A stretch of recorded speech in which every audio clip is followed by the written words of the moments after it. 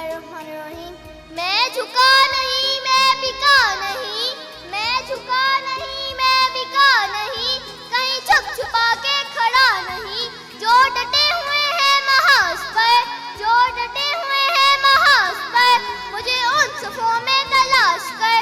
जनाब सद, मेरा आज का उन्वान दरअसल मुझसे बहुत बड़ा सवाल किया गया कि क्या है पाकिस्तान।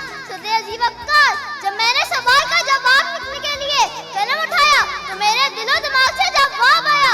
शहीदों के लहू से सींचा मुल्क है पाकिस्तान, कायद के अंतक मेहनत का समर, इकबाल का ख्वाब, फातिमा का सबर, सिंध, पंजाब, बलोचिस्तान, कश्मीर जैसे फूलों का गुलदस्ता है पाकिस्तान। मुंतसरन मेरा शजरे नस्ल, मेरी शान, मेरी पहचान, मेरा वक़ार है पाकिस्तान। बगैर इसके कहाँ मुमकिन थी शनाख्त मेरी, बगैर इसके कहाँ मुमकिन थी शनाख्त मेरी। मेरा मुल्क है मेरे शजरे नस्ल की तरह।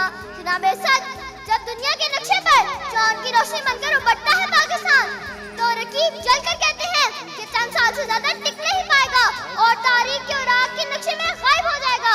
मगर तारीख याद मंदा देखती है कि हम अल्लाह के फजल करम से कायम और दायम है, और हमने बता दिया है कि जब अपना काफिला आज़मो यकीन से निकलेगा, जब अपना काफिला आज़मो यकीन से निकलेगा, जहाँ से चाहेंगे रास्ता वहीं से निकलेगा। जनाब सद, फिर लोगों ने देखा वो पाकिस्तान जहाँ जुर्रत और बहादुरी में सुल्तान टीपू हैदर बने, फारूकी ललकार बने, शायरी में शराजी बने और सादगी में फिरदौसी।